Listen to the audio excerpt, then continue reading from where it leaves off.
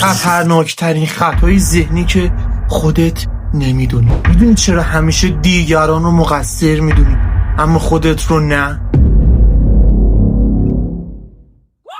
اینو بهش میگن خطای نقطه کور. خطای نقطه کور.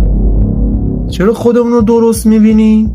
مغز ما یه منطقه کور داره. مثلا در ترافیک اشتباه دیگران رو میبینیم اما اشتباه خودمون رو نه.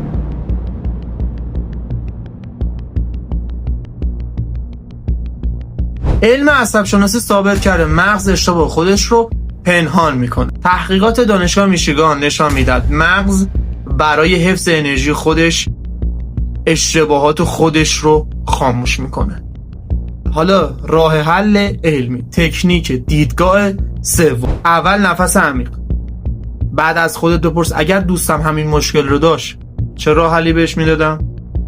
و بعدش تصمیم منطقی بگیر. What in the world is going on here? Are you serious?